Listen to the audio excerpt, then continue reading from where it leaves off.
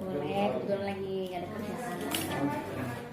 Kebetulan saya akan melakukan observasi besok di kelas Bu Mega. Betul. Rencananya untuk kegiatan observasi besok mau di kelas berapa? Rencananya besok di kelas 10.5. Kebetulan kelasnya pagi ya KW, terus Oh, pagi. ya, terus 3 jam dari jam 7 sampai dengan sekitar jam setengah 10. Baik, nanti ininya di 10.5 ya. Kebetulan sebelum kita melakukan observasi kita harus ngobrol-ngobrol dulu. Betul. Sebelum nanti pelaksanaan observasi ini, karena ada beberapa hal yang ingin disampaikan. Jadi tujuan dari supervisi ini adalah kita sharing ya Bu ya, supaya Ibu dalam melaksanakan kegiatan pembelajaran ini ada beberapa hal yang mungkin perlu kita diskusikan. Kira-kira sebelum observasi ada harapan yang ingin disampaikan nggak dari observasi yang akan kita laksanakan? Harapan saya besok itu bisa berjalan dengan baik tentunya. Lalu semoga juga anak-anak juga bisa menunjukkan nih kemampuan mereka yang terbaik besok. Biasanya kurang aktif, besok semoga bisa aktif ya kalau ya. Oh gitu, amin. Betul. Nah, besok rencana materinya apa? Besok rencana materinya adalah kita tentang kerajaan Hindu-Buddha di Indonesia. Kerajaan Hindu-Buddha ya. Ya. Kalau tujuan pembelajarannya? Tujuannya itu supaya siswa dapat memahami bagaimana kondisi masyarakat Indonesia pada saat masa Hindu-Buddha. Lalu juga gimana caranya supaya mereka bisa untuk mengidentifikasi nih bukti-bukti adanya kerajaan Hindu-Buddha itu pada masanya melalui peninggalan-peninggalannya. Nah, berarti kalau tujuannya sudah terlihat, kira-kira apa saja nih yang sudah disiapkan oleh Bu Mega untuk kegiatan observasi besok? Oke, tentunya yang udah disiapkan pasti ya Pak W, namanya Ya. guru pasti ada RPP. Lalu saya menyiapkan adanya pretest. Lalu ada juga untuk evaluasi besok, soal evaluasi itu digunakan buat mengukur kemampuan peserta didik pasca belajar ya. Nah, habis itu juga ada ice breaking juga? Oh, iya ice dong, breaking. masih harus ada ice breaking supaya mereka semangatnya, karena 3 jam kebetulan ya, supaya semangatnya nggak kendor gitu. Pretestnya rencananya mau menggunakan apa? Pretestnya seperti yang biasa saya lakukan, menggunakan aplikasi Kahoot. Oh, Kahoot. Jadi besok untuk perangkatnya sudah siap ya Bu ya? Insya Allah udah siap. Baik, dari beberapa hal yang tadi sudah disampaikan, kira-kira ada kesulitan apa yang Ibu rasakan sebelum persiapan besok kita observasi? Kira-kira kesulitannya apa? Kesulitannya itu ada di memang materi ini kan materi yang sebenarnya agak sedikit tricky ya, sulit dan membosankan Pak. Ya, karena benar-benar pure kita tuh ngapalin bagaimana kondisi yang udah ibaratnya kalau anak-anak udah jadul banget sih Bu, ngapain sih kita belajar ini gitu kan. Nah, jadi trikinya adalah di penyusunan modul ajar pasti, karena harus memilih media apa, lalu metode apa yang akan disesuaikan dengan anak-anak nih, kira-kira supaya anak-anak itu tetap semangatnya on fire di materi ini. Berarti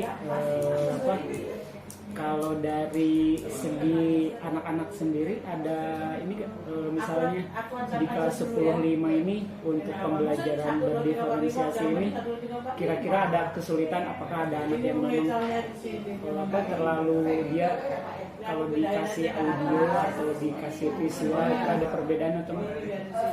Ada, jadi anak-anak itu kalau di 10.5 itu rata-rata ya, tapi sebenarnya nggak terlalu berbeda banget ya anak-anak zaman sekarang ke PAWN 1 zaman. Jadi banyak anak-anak kadang-kadang tuh yang nggak konsentrasi, jadi lebih ke gerakan. Jadi paham tapi sambil bercanda, sambil ngapain gitu kan. Ada anak-anak memang harus perhatiin tapi diem, jangan sampai keganggu temen-temennya itu aja. Mungkin kita bisa coba saya lihat di kelas, barangkali kalau mungkin ada beberapa catatan, mungkin nanti saya akan memberikan masukan buat Ibu Mega, dan siapa tahu saya bisa membantu untuk kesulitan yang dialami oleh Ibu. Tetapi dari catatan saya sepertinya kesiapan Ibu untuk besok observasi sepertinya sudah siap 100% nih. Mudah-mudahan besok bisa berjalan dengan baik dan lancar. Mungkin itu saja Ibu. Terima kasih. Mudah-mudahan besok saya bisa mengikuti observasi Ibu dengan baik dan Ibu pun dalam keadaan sehat. Amin, amin ya Allah. Terima kasih untuk waktunya, mudah-mudahan besok bisa berjalan lancar. Baik, Untuk RPP-nya ditunggu ya. Terima kasih. Assalamualaikum. Menurut agama dan kepercayaan masing-masing. Berdoa mulai.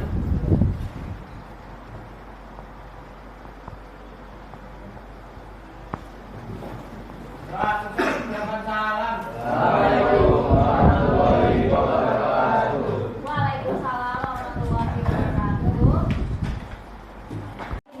Zahra, Farel, Ine, Julian, Nes, Regina.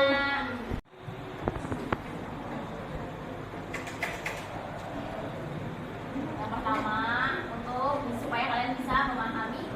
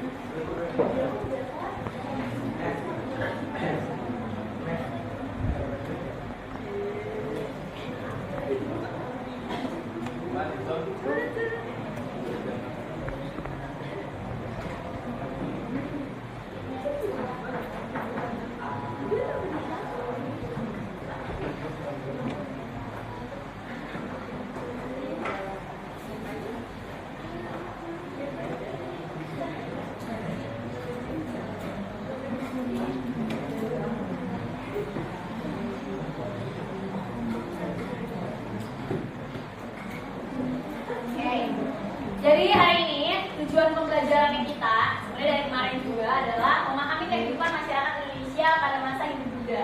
Jadi apa sih yang membedakan masyarakat itu dari tadinya praaksara masuk ke Hindu Buddha, itu udah dijelasin ya. Tadinya praaksara berarti apa?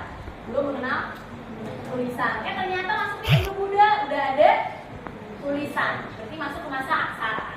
Nah, lalu banyak lagi yang lain. Ada pemimpinnya yang tadinya namanya apa? Masa praaksara, kalau suku atau bahasa kerennya apa? Primus inter pares berubah jadi raja. Nah, yang kedua, memahami kehidupan kerajaan-kerajaan Hindu Buddha dari aspek politik, sosial budaya, dan ekonomi. Nanti akan dijelasin ya, gimana sih aspek politik si raja yang ini kok membunuh raja yang ini ya? Kok diganti sama si ini ya? Nah, gitu. Sosial budayanya adalah, oh kalau di kerajaan ini ternyata coraknya ada Hindu ya, ditandai dengan adanya peninggalannya. Buddha ya, ditandai dengan peninggalannya apa? Lalu ekonomi, bagaimana sebuah kerajaan bisa berjaya? Pasti harus ada cuan, ya nggak? Cuan itu adalah faktor ekonomi. Bagaimana Majapahit bisa berjaya berdiri dari sektor agraris kah, maritim kah? Nah, itu ntar kita pelajari supaya kalian tahu aspek-aspek ini. Itulah yang menjadi tujuan pembelajaran kita hari ini. Oke, udah siap ini presentasinya? Udah siap lagi? Kalingga itu Kediri apa Sriwijaya? Kediri apa Singosari? Sriwijaya. Sriwijaya malahan. Oke. Ibu review lagi, kerajaan yang paling pertama ada di Indonesia adalah kerajaan Kutai. Kerajaan Kutai letaknya ada di Kalimantan sebelah utara, barat, selatan. Ya, Kalimantan sebelah timur. Lalu tahu dari mana kalau misalkan kerajaan Kutai itu ada? Tahu dari mana kerajaan Kutai itu ada? Prasasti apa? Namanya? Iya. Prasasti Yupa. Apa? Di Prasasti Yupa dibilang apa? Kok bisa tahu ini ada prasasti nih, namanya Prasasti Yupa. Nah, kenapa dari Prasasti Yupa kok bisa tahu kalau Kuta itu pernah ada? Apa Kil? Kemarin siapa yang Kuta? Akila kan? Sama siapa lagi? Daud, terus skip. Apa lagi? Siapa lagi? Skip, siapa lagi? Apa Pri? Apa katanya? Kan ini ada prasasti namanya Prasasti Yupa. Nah, prasasti itu bentuknya kayak gimana? Ada batu, ya kan? Ada tulisan. Nah, batunya ini ditulis menggunakan bahasa Sanskerta dengan huruf Pallawa. Nah, di Prasasti Yupa itu tertulis bahwasannya ada seorang maharaja yang dermawan, betul nggak? Kemarin dia yang memberikan 20.000 ekor sapi kepada kaum Brahmana. Brahmana itu golongan yang mana? Kasta nomor berapa? Kasta golongan nomor 1, berarti dia adalah pendeta, ya kan, orang suci. Nah, itu Kutai. Kalau kerajaan tertua di Jawa Barat adalah Tarumanegara. Siapa yang kemarin presentasi Tarumanegara? Iya ya. Siapa yo? Gak ada yang ngaku ini benar. Julian sama siapa aja? Domikor, Atika, terus Davi, Firly. Nah, Tarumanegara ini punya 7 prasasti, betul gak? Yang kalian ingat kemarin apa dari presentasi kelompok Julian? Caruten, terus Tunggu, terus Bon Kopi, terus ada Muara Cianten, ya kan? Ada yang ini enggak, yang prasastinya tuh ada Telapak Kaki Gajahnya, Serawi. Nah, itu adalah raja tertua di Jawa Barat. Lalu habis itu satu lagi apa tadi? Kalingga. Benar? Yang ketiga Kalingga siapa? Siapa namanya? Lolo. Kalingga ini beda dengan kerajaan-kerajaan yang lain karena biasanya kerajaan-kerajaan itu dipimpin oleh seorang raja. Kalingga ini dipimpin oleh seorang ratu. Siapa nama ratu yang terkenal? Ratu Sima. Nah, Ratu Sima itu dikenal sebagai ratu yang sangat amat adil banget. Betul nggak kemarin? Betul. Tahu dari mana adil banget itu?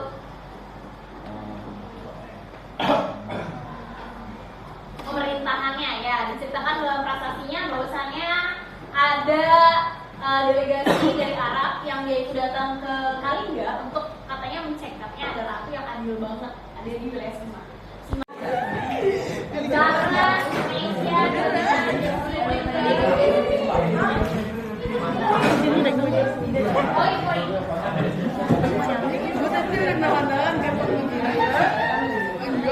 Assalamualaikum warahmatullahi wabarakatuh. Waalaikumsalam warahmatullahi wabarakatuh. Kami dari kelompok 8 akan menjelaskan materi mengenai kerajaan Majapahit. Saya Medley sebagai moderator, ada Dimas sebagai pemateri 1, Desha sebagai pemateri 2, dan Farel sebagai moderator.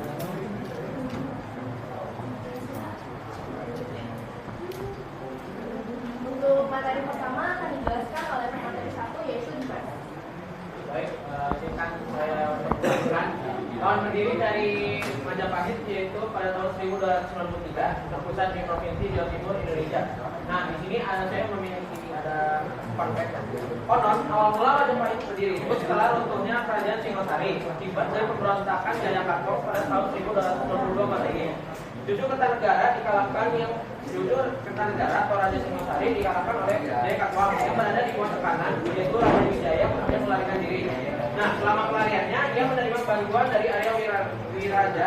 Kemudian Raden Wijaya membuat desa kecil di hutan Trowulan yang diberi nama Desa Majapahit. Adapun nama Majapahit sendiri berasal dari buah maja yang tumbuh di hutan, namun memiliki rasa yang pahit.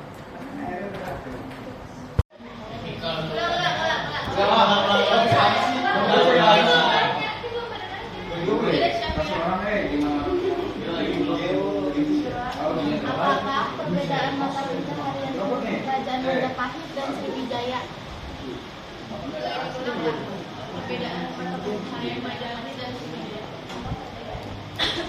Ice breathing dulu sebelum kita kuis.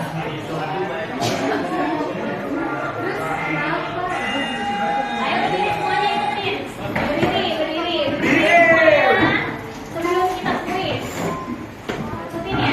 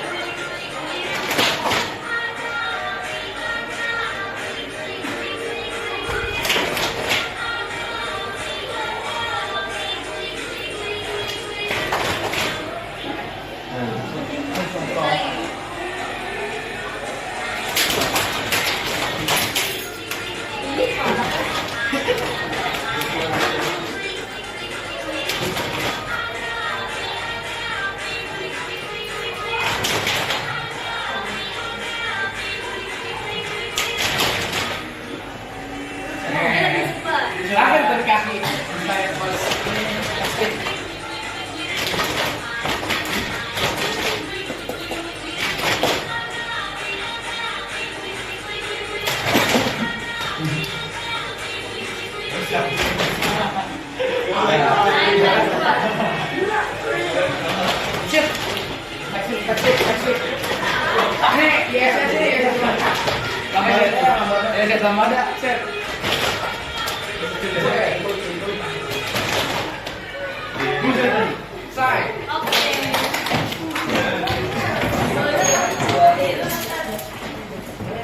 Oke, disiapkan, kita akan pos. Kita akan tes untuk materi Hindu Buddha. Nah, yang ada 10 ya.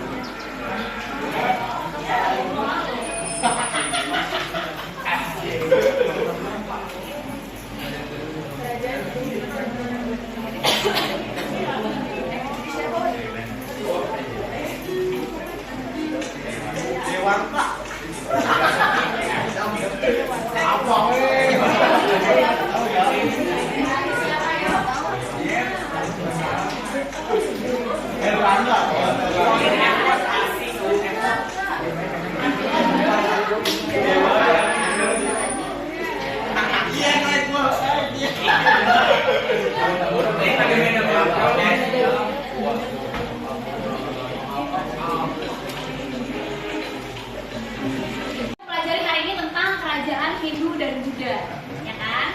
Nah, berarti harusnya kalian coba disimpan dulu yang pegang handphone yang tidak selesai. Coba ibu minta kepada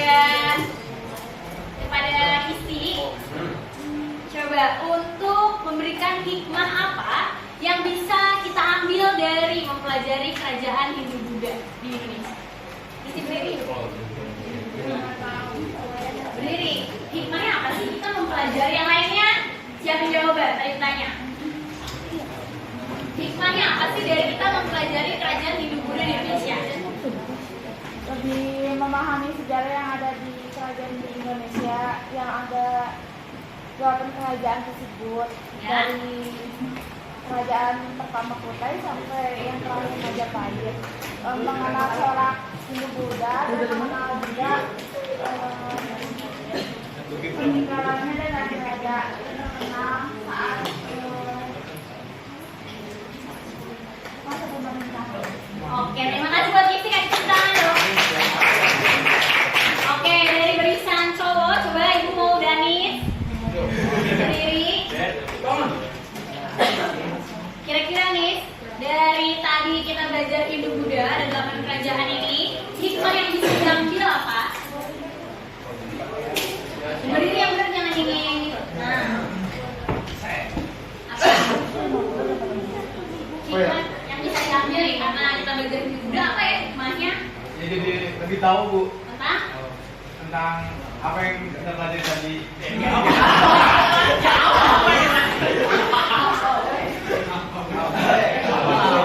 Ya, jadi pokoknya kita tuh jadi lebih jelas untuk memahami bagaimana awal masuknya kerajaan yang Buddha.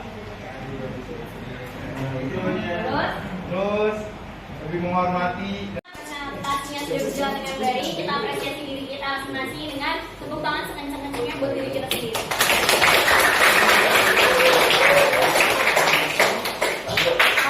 Sampai jumpa lagi di hari setelah PTS.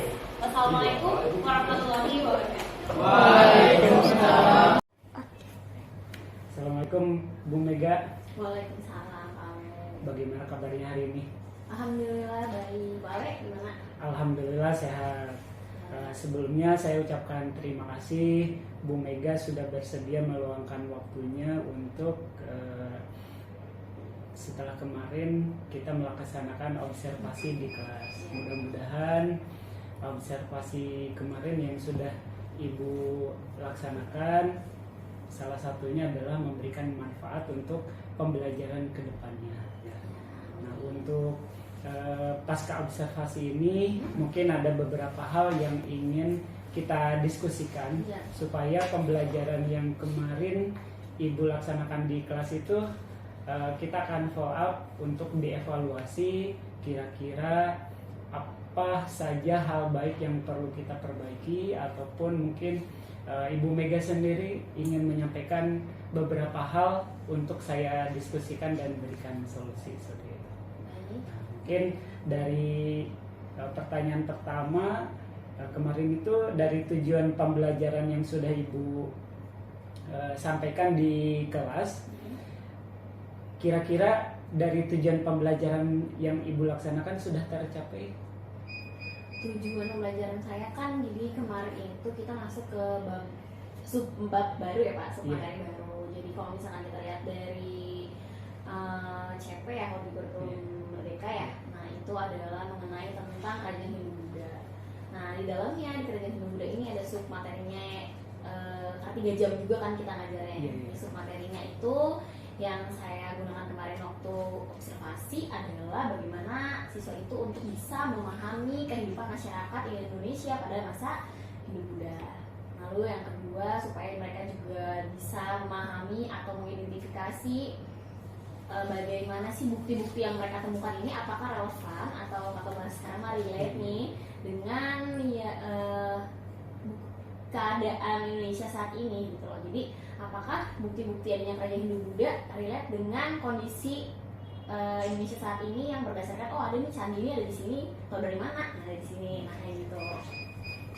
Tapi kalau untuk sejauh itu pembelajaran dari observasi kemarin sebenarnya sudah cukup untuk bisa dibilang tujuannya berhasil sih menurut saya.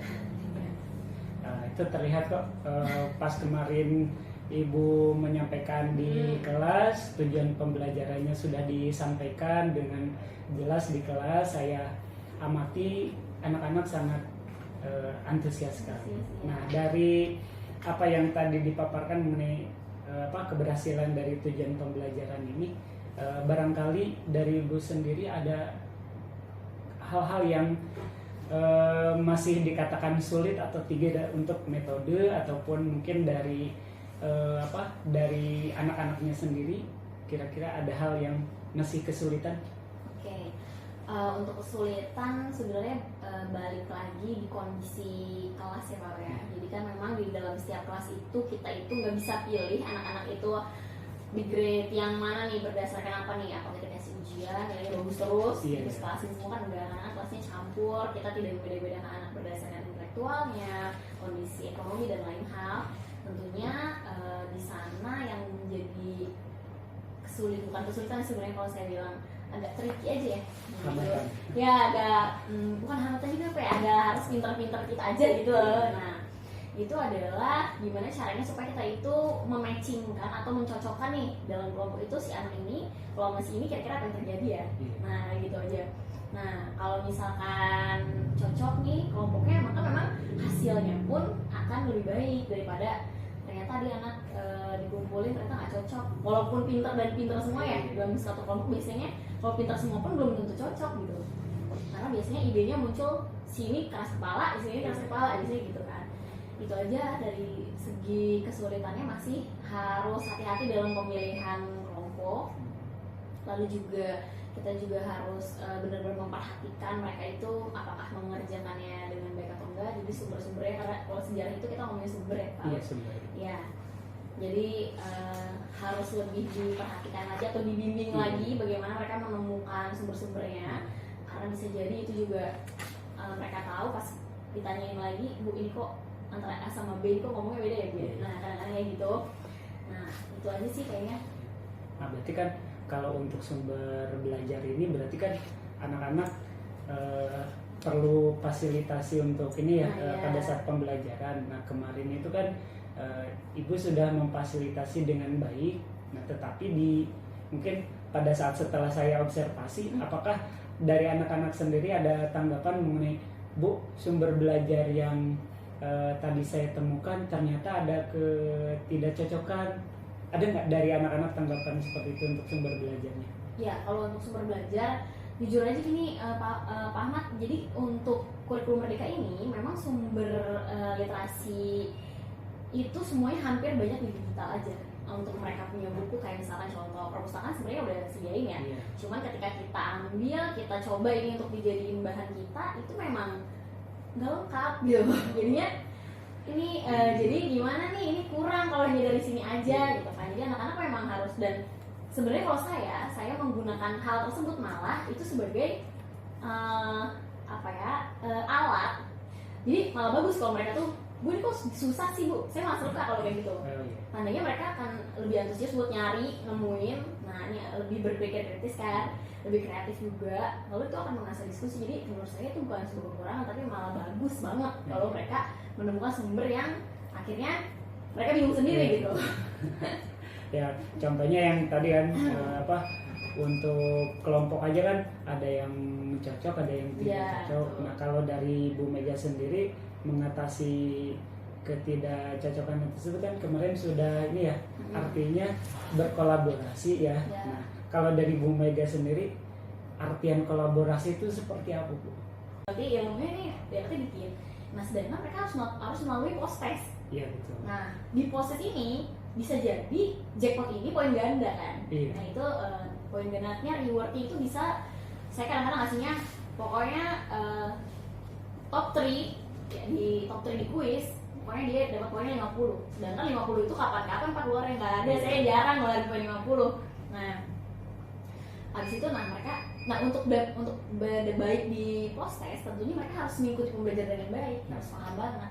Karena kebetulan saya menggunakan aplikasi Kahoot ya Pak ya. Kalau pasti Pak tahu aplikasi Kahoot itu ada waktunya ya kan, dan saya setting waktunya emang secepat mungkin gitu biar mereka tuh nggak ada waktu untuk searching, nanya temennya, Google Voice gitu kan. Nah jadi mereka tuh langsung secepat mungkin, jadi sekali mereka baca langsung harus diisi gitu kan. Nah itu sebenarnya bisa jadi salah satu cara untuk menanggulangi yang tadi itu. Nah berarti dari apa yang Ibu utarakan tersebut, sebetulnya Bu Mega itu sudah bisa memecahkan apa yang menjadi kesulitan, apa yang menjadi itu kan sebetulnya itu kan muncul dari anak-anak ya setelah kemarin refleksi. Nah ternyata Ibu pada saat kemarin observasi pembelajaran yang setelah saya amati ternyata bisa mengatasinya ya.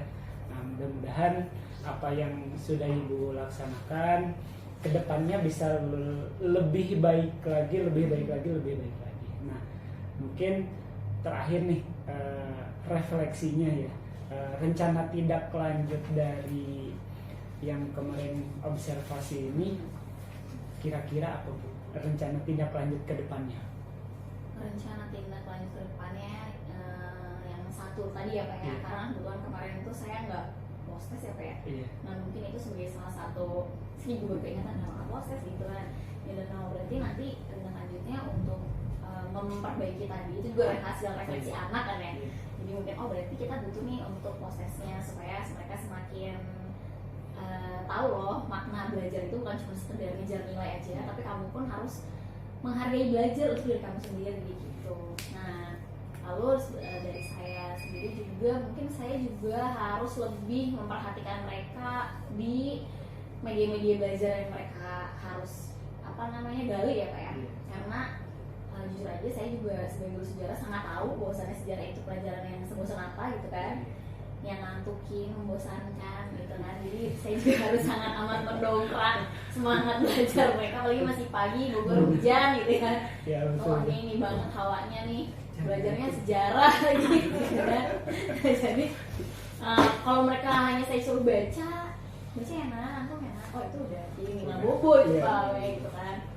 Jadi memang harus makin diberikan belajar dengan tantangan lebih tinggi lah kayaknya tantangannya, tapi tetap asik ya Pak ya. Jadi kalau belajar sejarah itu harus asik, harus bahagia, harus menyenangkan gitu, karena memang pelajarannya pun agak ini ya membosankan gitu kan. Nah gitu aja. Terus refleksi yang lainnya mungkin untuk saya harus mengadakan evaluasi kayaknya kalau untuk pembelajaran diferensiasi saya ingin memberikan evaluasi pengetahuan, jadi kayak ulangan gitu ya, yang juga melihat kemampuan anak setelah belajar itu kan di proses nih, proses itu kan ada ranking ya Pak di proses.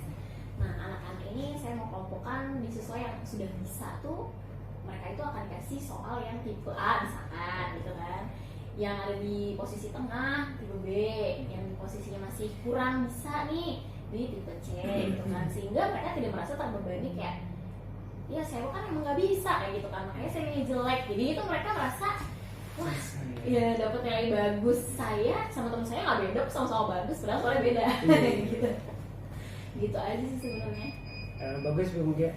Saya pas melihat ini ya, maksudnya diferensiasi untuk tes ya. Jadi ada soal tipe low, middle, dan high. Jadi berarti Bu Mega sendiri itu sudah betul-betul memfasilitasi anak yang yang betul-betul membutuhkan evaluasi itu sesuai dengan kemampuan masing-masing. Itu bisa dijadikan sebagai rencana tindak lanjut. Nah di sini yang perlu kita lakukan lagi yaitu media ya, yang media belajar ini bagus sekali kalau pembelajaran itu memang media pembelajaran itu harus menarik ya. Tetapi pada saat kemarin saya observasi 3 jam dengan Bu Mega enggak merasa ngantuk, justru saya aja baru tahu oh ini kerajaan Hindu Buddha yang selama ini dipertanyakan, malah kemarin belajar dari anak-anak gitu. Jadi selama 3 jam saya tidak ngantuk. Jadi metode yang sudah Bu Mega laksanakan pada saat observasi kemarin itu sudah dari pengamatan saya itu sudah berhasil. Mungkin dari percakapan ini saya cukupkan sekian. Alhamdulillah observasi kemarin berjalan lancar. Mudah-mudahan Ibu bisa terus gali potensi yang ada di dalam diri Ibu, dan kalau bisa diseminasikan. Ada rencana diseminasi? Pengen sih gitu ya Pak. Tapi mungkin itu saya harus berkonsultasi dengan Pak Wahyudin mungkin. Baik, mungkin diseminasi ini kan kita ada MGMP ya. Betul. Jadi ya setidaknya di MGMP kita yang kalau saya kan geografi, Bu Mega di sejarah bisa berbagi untuk teman-teman yang lainnya karena dari pengamatan yang sudah dilaksanakan itu sudah berhasil. Sekali lagi terima kasih Bu Mega untuk waktunya. Mudah-mudahan pembelajaran observasi dari yang saya lakukan kemarin